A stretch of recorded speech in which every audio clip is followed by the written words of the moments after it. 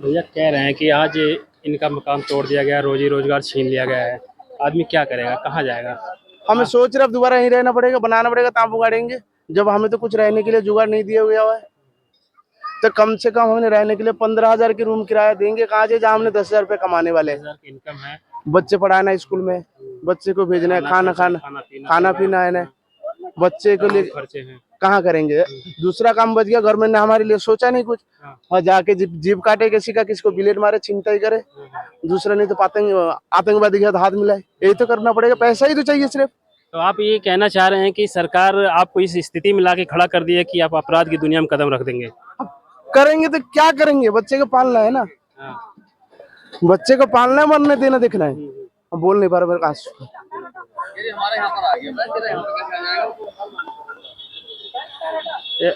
जो 189 लोगों को दिया है प्लाट, आपका लिस्ट में नाम नहीं है? 370 के अंदर नाम हुआ है, 370 के अंदर 180 बंदे को मिला हुआ है। और है जुग्गी तो गिनती में 600 से ज्यादा जुग्गी है जिनका पेपर रेडी नहीं हो पाया। जैसे आधार कार्ड, पहचान पत्र एक ही नाम के हुआ है, सबके एक ही जो हुआ, उसमें के अंदर 370 बंदे के हुआ है। 370 बंदे के अंदर सब भाई के तकलीफ देखिए, इनके आंखों में आंसू है, लेकिन ये बेरहम सरकार है। सरकार को इस बात की फिक्र नहीं है कि आम आदमी कहाँ जाएंगे। चलो ये इलीगल थी, अवैध निर्माण था, लेकिन ये 20 साल से 50 साल से लोग रह रहे थे, इनके बच्चे स्कूलों में पढ़ाई कर रहे थे, यहीं से आते जाते थे। अब ये अगर इसे तोड़ दिया, कहाँ जाएंगे, कौन सी जगह जाएंगे? और इतनी इनकी इनकम नहीं है कि उसको 10,000 15,000 का किराया दे पाएँ और अपने बच्चों को स्कूल पढ़ा पाएँ। दिल्ली सरकार से ये अपील करना चाहते हैं कि कह रहे हैं कि हमें तो कोई ठिकाना आपने दिया नहीं, कम से कम एक स्थान दे देते, हम अपना कुछ बना के वहाँ रह लेते। कोई तो स्थान होना चाहिए जहाँ ये रहे। मान लो इलीगल है, लेकिन इतने सालों से रह रहे हैं। आप कारोबारियों के 50 और लाखों करोड़ रुपए आप माफ कर देते हैं, तो क्या इनका कुछ नहीं माफ हो सकता? इनके लिए कुछ नहीं किया लीगल सकता? ये भी तो है सामने। वो बिल्डिंग किराए लेने के लिए छोड़ा, ये सामने बिल्डिंग की अलीगल है। दिखाए नवीन भैया, नवीन इधर दिखाए, ये भी तो अलीगल है। ये सब इलीगल है? हाँ, वो जो सामने वाला जो बड़ा बिल्डिंग है ऐसी लगा, उससे आगे वाला सभी वहां से लेके ये जमीन सारा अलीगल है पूरा। उसे कैसे छोड़ देगा, उसे किराया छोड़ दिया। हाँ, उसमें हमने किराया लेने जाए तो 15,000 रुपये किराया दो। उसी में? हाँ, इसमें किराया लेने जाओ 15,000 रुपये किराया दो। अच्छा। अब बोलने के लिए हमारी हालत बचा नहीं, सिर्फ आंसू के बिना कुछ नहीं। सरकार इतना निर्दयी हो सकती है जैसे ये लोग अपने देश के नहीं हैं, ये भारत के लोग नहीं हैं, कहीं विदेश से आए हुए हैं। इस तरह इनके साथ व्यवहार किया जा रहा है। इनके मकान को तोड़कर इनके बच्चों को बेघर कर दिया गया है। चैनल 67 के लिए मैं देवेंद्र कुमार, दिल्ली। आपकी यहाँ पे झुग्गी थी? हाँ था। कितने साल से रह रहे हैं? मेरा हो गया 35 साल हो गया। 35 साल से रह रहे हैं? हाँ, हमारा जो मेरे से आगे भी 50-60 साल से यहाँ पर रह रहे थे। यहाँ पे? हाँ, उनको रख के मैं आया। अच्छा। जैसे मेरे चाचा और ताऊ रहते थे, उनको रख के मैं आया। मेरे आते हो गया 35 साल। अच्छा, तो जब आप आए तो उस समय यहाँ झुग्गी थी? हाँ, झुग्गी था। बिल्कुल कच्चे बने थे? पक्के निर्माण नहीं थे? नहीं थे। ये पक्का निर्माण कब हुआ? ये धीरे धीरे मतलब ये 2008, 9, 10 ऐसे में धीरे धीरे अपना मतलब बना लिया, पत्थर वाला जो सीट वगैरह लगाने है। पहले तो वैसे ही था बस नॉर्मली। तो ये जो बुलडोजर कार्रवाई, इससे पहले कभी मतलब ही नहीं था? नहीं, कभी नहीं। इस जगह के लिए कभी नहीं आया। इससे पहले कभी नहीं? नहीं।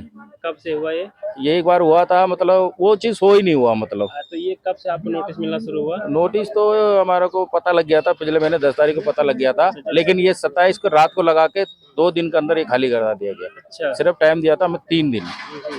27 को उनको फाइनल हुआ कोर्ट से। हम लोग को तो ये बोला गया था कोर्ट, हाई कोर्ट ने, इनको प्रॉपर सारे काम करने के बाद यहाँ से खाली कराओगे। 28 को खाली करना था। 27 को इन लोगों ने कोर्ट में ऑर्डर लिया है और तुरंत भगा दिया हमें यहाँ से। कल सुबह टूट जाएगा तो टूटना है तो टूटना है। तो आप लोग खाली करो बता दिया। वहाँ पर नरेला में जो मकान मिली है, जिसकी अलर्ट हुआ है 189 का जो अलर्ट हुआ है, वहाँ पर ना कोई बिजली है, अभी मीटर लगा है, अभी ना कुछ पानी का सुविधा है, ना घर वगैरह ऐसे टूटे पड़े, अभी ठीक ठाक नहीं करा है। तो डीडीए वाले से कह रहे हैं मतलब हम इसको धीरे धीरे करेंगे, लैंड की जरूरत है हमें, ये ट्रेन की जरूरत है।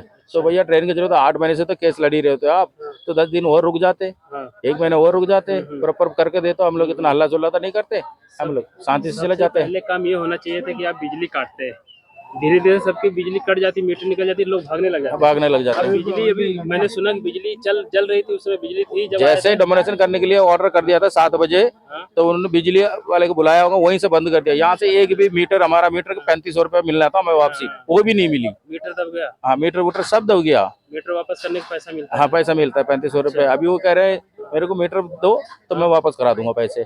हमारा कहा मीटर कहाँ निकाला गया था, है? जब टूटा हुआ मीटर भी देंगे तभी वापस हाँ होगा? मिल जाता। अच्छा। लेकिन मीटर नहीं मिला, जब ऐसे ही बिजली बंद, देना चला गया, घर चला गया, मेरा भाई का जैसे बिजली का अगर मीटर होता है ना तो वो भी मिल जाता, वो भी हमारा 3500 रुपये करीब नुकसान हो गया। तो कल सुबह जब बुलडोजर आया तो सबका खाना पीना बन गया था कि यहाँ पर देखो, यहाँ कुछ भी नहीं था। हम लोग तो कल पूरा दिन भूखे में थे, भूखे थे? कोई भी पानी भी ना यहाँ का विधायक ने ना पूछा, ना यहाँ पर जो है एसडीएम, ना दिल्ली पुलिस, कोई भी आप लोग खाना खाया नहीं खाया, डीडीए वाले तक ना डीजीस वाले तक कोई भी नहीं पूछा आप लोग खाना पीना खाया हो नहीं खाया। मुझे तोड़ना है तो तोड़ना है, उनकी तो यही फायर है, मुझे तोड़ना है। तुम कुछ भी करो, मर जाओ, हमें कोई मतलब नहीं है। अच्छा, यही तो हुआ है हमारे साथ, मर जाओ हमें कोई मतलब नहीं है, हमें करना है तो करना है, तोड़ना है नहीं। यही तो व्यवस्था करनी चाहिए इनको, इधर खड़ा खाना पीना, तो पानी तो पानी तक नहीं मंगा कर पिलाया है। अच्छा, हमें तो पूरा दिन भूखा रखा, फिर तोड़ने के बाद अपने चले गए। एक भी वोट नहीं मिलेगा तमिलनाडु में। कह रहे तमिलनाडु से यहाँ दिल्ली में रहने की जगह नहीं है, तुम्हें इसलिए तोड़ा जा रहा है। मोदी को एक भी वोट तमिलनाडु, अभी इलेक्शन होने वाला है, एक भी।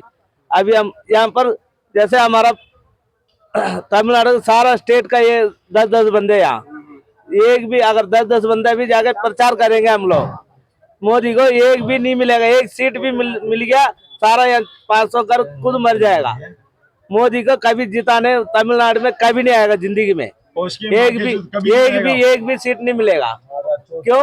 वो सबको यहाँ चूतिया बना सकते हैं। तमिलनाडु में किसी को बेवकूफ, सारे अनपढ़ नहीं है, सारे पढ़े लिखे बंदे। वहां पर एक सीट नहीं आएगा मोदी को। रेखा गुप्ता कह रहे नहीं झुग्गी नहीं टूटेगा, 700 करोड़ है, हम तुम्हें बचा के रहेंगे। रेखा पीछे से कह रहे थोड़ो, ये क्या चक्कर है? तमिलनाडु के रहने वाले को यहाँ से भगा, पहले वहाँ वोट मांगने आएंगे, वोट मांगने आएंगे। हम अगले बार कभी जिंदगी में जब तक हम मरेंगे, जब तक बीजेपी को एक वोट नहीं देंगे।